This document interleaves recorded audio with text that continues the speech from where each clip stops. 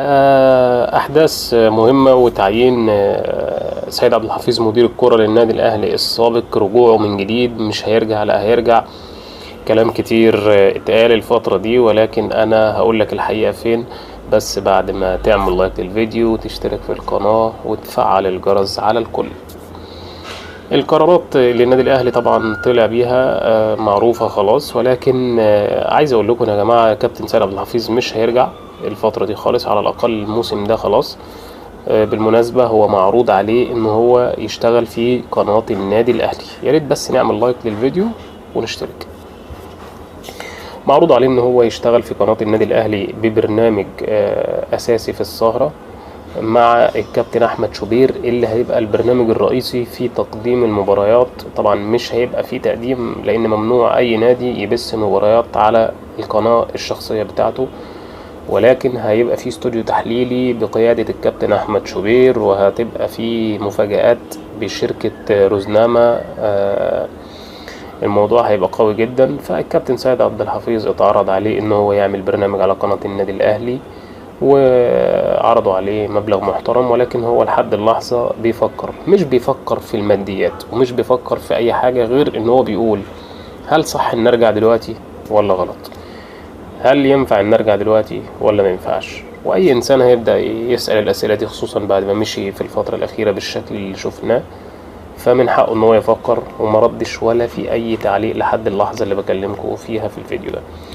هنشوف ايه برضه هيقرر بايه، ولكن اعتقد ان هو مش هيقبل العرض بتاع قناة النادي الاهلي، وان شاء الله قناة الاهلي ترجع في فترة قريبة، عشان من غيرها بصراحة حاسس ان في حاجة غلط، والفريق يرجع احسن من الاول، وباذن الله يكون في خير في الفترة القادمة عن اللي فاتت. وتحياتي لكم، واشوفكم في فيديو جديد، والسلام عليكم ورحمة الله وبركاته. سلام.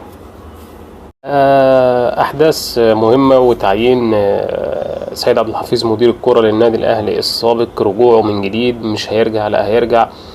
كلام كتير اتقال الفترة دي، ولكن أنا هقولك الحقيقة فين، بس بعد ما تعمل لايك للفيديو وتشترك في القناة وتفعل الجرس على الكل.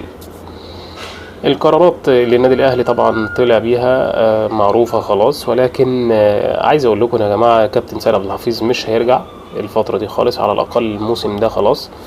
بالمناسبة هو معروض عليه إن هو يشتغل في قناة النادي الأهلي. يا ريت بس نعمل لايك للفيديو ونشترك.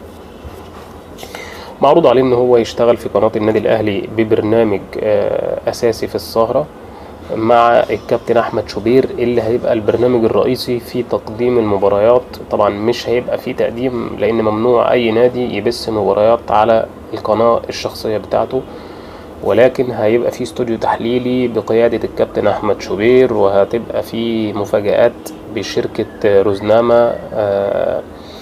الموضوع هيبقى قوي جدا. فالكابتن سيد عبد الحفيظ اتعرض عليه إنه هو يعمل برنامج على قناة النادي الأهلي، وعرضوا عليه مبلغ محترم، ولكن هو لحد اللحظة مش بيفكر في الماديات، ومش بيفكر في أي حاجة غير إن هو بيقول هل صح إن نرجع دلوقتي ولا غلط؟ هل ينفع إن نرجع دلوقتي ولا ما ينفعش؟ وأي إنسان هيبدأ يسأل الأسئلة دي، خصوصا بعد ما مشي في الفترة الأخيرة بالشكل اللي شفناه، فمن حقه إن هو يفكر. وما ردش ولا في أي تعليق لحد اللحظة اللي بكلمكم فيها في الفيديو ده. هنشوف ايه برضه هيقرر بايه، ولكن اعتقد ان هو مش هيقبل العرض بتاع قناة النادي الاهلي، وان شاء الله قناة الاهلي ترجع في فترة قريبة، عشان من غيرها بصراحة حاسس ان في حاجة غلط، والفريق يرجع احسن من الاول، وباذن الله يكون في خير في الفترة القادمة عن اللي فاتت. وتحياتي لكم، واشوفكم في فيديو جديد، والسلام عليكم ورحمة الله وبركاته. سلام.